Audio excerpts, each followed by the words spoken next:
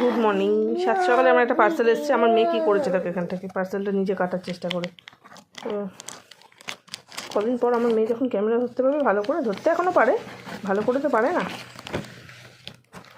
হ্যাঁ গো, দেখো আমার স্ট্যান্ডকে ডাকি, একটু ধরো তো ক্যামেরাটা, মানে ফোনটা। তো এই যে দেখো ধরো কী এসছে তোমাদেরকে দেখাই। আমি দু একটা জিনিস, ছোট্ট ছোট্ট জিনিস অর্ডার করেছিলাম, তার মধ্যে কোনো একটা এসে কী এসছে তো বুঝতে পারছি না। বাবা, বাক্সের মধ্যে বাক্স, একটু চাপ। আমি একটা বাক্সই প্যাকিং খুলে উঠতে পারছি না, আবার তার মধ্যে আরেকখানা বাক্স। দাঁড়াও একটা মিনিট, এই বাক্সটার প্যাকিংটাও তো কাটতে হবে। আমি একবারে কেটে দিই, নিয়ে দেখাচ্ছি কী আছে এর মধ্যে। এইটা এসছে, ঠিক আছে। আমি কিন্তু এত বড় অ্যামাউন্টের অর্ডার করিনি, ঠিক আছে।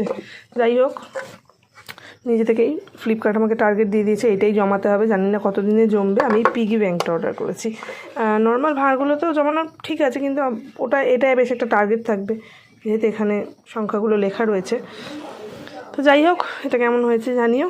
প্রতিদেবীর তো বললো খুব ভালো হয়েছে, আর এই টাকাটা জমলে কার হবে। আমি আমার অবশ্যই, যেহেতু আমি জমাবো, কিন্তু দেবে তো উনি।